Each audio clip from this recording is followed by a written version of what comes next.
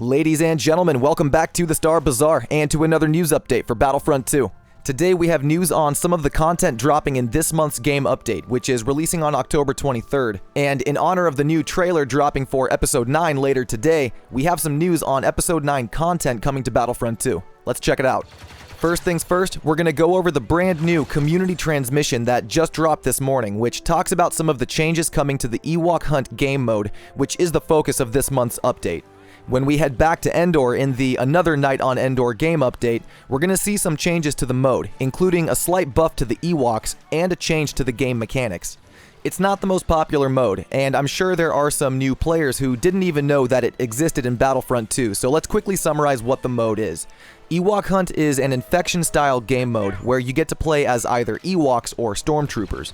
When you're on the Ewok side, you're hunting the stormtroopers and trying to eliminate every single one. If you're playing as the stormtroopers, you are trying to survive until the end of the time limit, and if you can rendezvous with your transport shuttle at the end, you win the game. If the Ewoks manage to defeat all the stormtroopers before the time limit, the Ewoks win.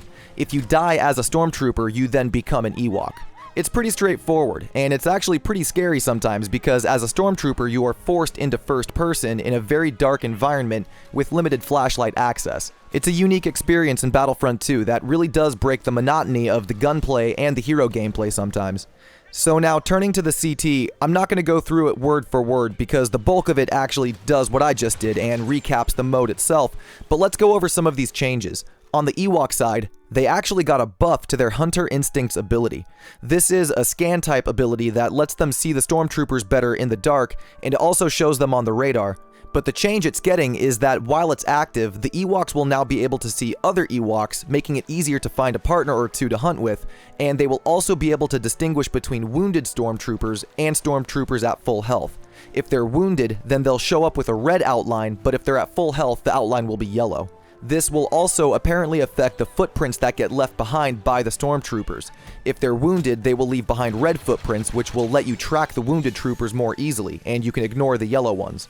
Honestly, a great change for the Ewoks, but there's also going to be a change to the mode mechanics in the form of a new transmitter. When we're playing as the stormtroopers, we're going to want to keep our eyes peeled for any supply crates that we might find. In these supply crates, there's a chance that we might find the new transmitter, which basically transmits a signal to the transport shuttle, which will bring it to you sooner. It basically just ticks time off the clock, so the stormtroopers have a better chance of winning. It's unclear whether these supply crates are the same ones that we find the upgrades in. There's a DLT-19 and incendiary imploders in other crates found throughout the map, and the fact that it says this transmitter will appear in random crates tells me that it could appear in any one of these crates that contains the DLT-19. It will just spawn in a random one every single time.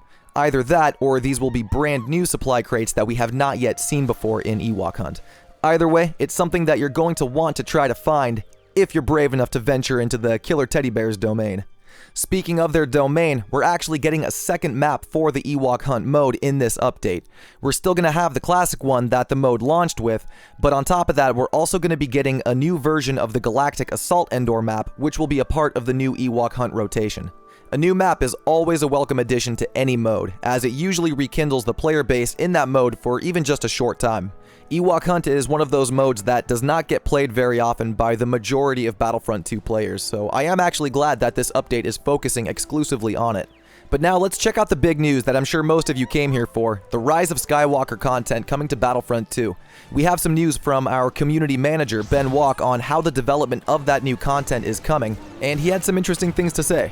Earlier today, we got a teaser for the final Rise of Skywalker trailer, which is actually dropping later today during Monday Night Football, and chances are it's going to probably be out by the time you're watching this video. But somebody on Twitter said, in light of Ben retweeting that teaser, time to take some ideas for the Rise of Skywalker DLC, to which Ben responded, it's already in development and being playtested. He elaborated a bit further when asked how it was going, but he simply said everything is proceeding, not finishing Palpatine's famous line, which could mean that, at face value, yes, indeed, everything simply is proceeding, or it could mean that everything is proceeding not as foreseen, meaning there could be some hiccups or some behind-the-scenes problems that we're unaware of, or it's proceeding better and it was simply not foreseen. Either way, I'm just glad that we are indeed getting Episode 9 content for Battlefront 2. This is probably going to be a great time to introduce some Palpatine skins, maybe a couple of new heroes, a new map. I'm looking forward to all of it. Drop a comment below and let me know what you think we might get with the Episode 9 DLC. But that's going to wrap up this Battlefront 2 news update. I appreciate everybody who tuned in. Give the video a thumbs up if you like today's commentary, and also drop a comment below letting me know your thoughts on the news. Once again, the next game update, which is introducing these Ewok Hunt changes, is dropping on October 23rd, roughly 36 hours from when this video goes live. Be sure not to miss it. I'd love to catch a couple of rounds of Ewok Hunt with you guys on the new map. I appreciate you all stopping by the bazaar. I'll see you all out on the battlefront. Peace.